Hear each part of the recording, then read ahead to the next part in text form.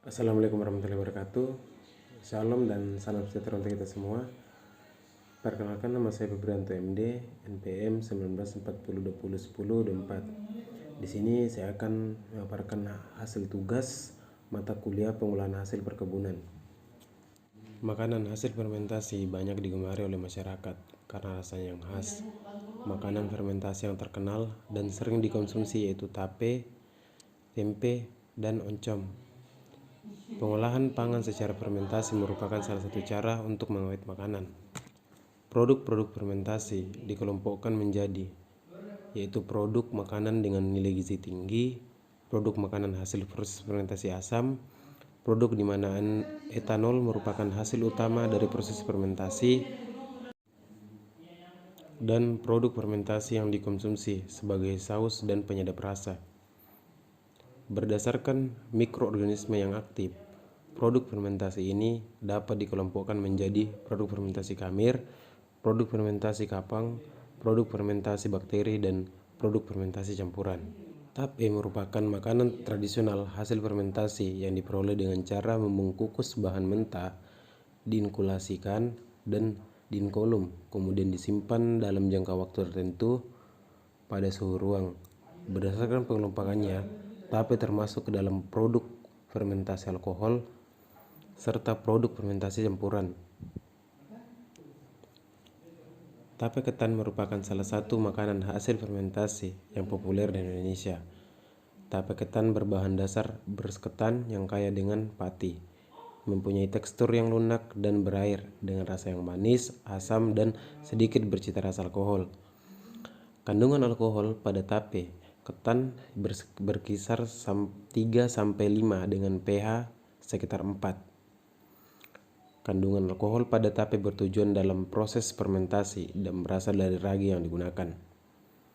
Tape memiliki rasa manis dengan sedikit kandungan alkohol serta memiliki cita rasa dan aroma yang khas sebagai hasil proses fermentasi.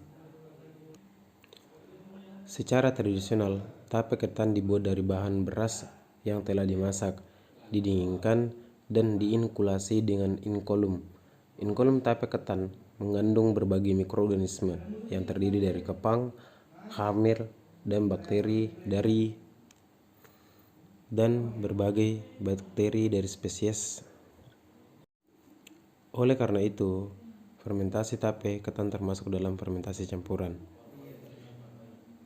Dalam pembuatannya, tape memiliki beberapa bahan pembuatan, yaitu ketan hitam, ragi, dan penyedap rasa. Proses pembuatan tape ketan dilakukan dengan beberapa tahap. Tahap pertama, beras ketan dicuci bersih, kemudian ditiriskan, lalu direndam selama 4-6 jam. Kemudian beras ketan dikukus sampai masak. Kemudian beras ketan yang telah dimasak didinginkan dan diinkulasi dengan inkolum tape ketan, dibungkus rapat dan dibiarkan terfermentasi dalam suhu kamar selama 2-3 hari. Selama fermentasi, tape mengalami perubahan biokimiawi akibat aktivitas mikroba. Perubahan yang terjadi adalah hidrolisis pati menjadi glukosa dan maltose sehingga menghasilkan rasa manis. Hidrolisis sebagai gula alkohol dan asam-asam organik dikaitkan oleh enzim yang dihasilkan oleh mikroba. Proses fermentasi pada tape ketan yang memberikan keuntungan selain dapat merubah rasa, aroma, dan warna dari produk tersebut. Tape ketan juga dapat meningkatkan kadar vitamin dan protein, serta jika dikonsumsi dalam jangka waktu yang lama dapat mencegah serangan stroke dan kanker maupun jantung. Tetapi di samping kelebihan di atas, tape ketan juga memiliki kelemahan seperti mengandung zat alkohol yang dapat menyebabkan kemabukan jika mengkonsumsinya secara berlebihan.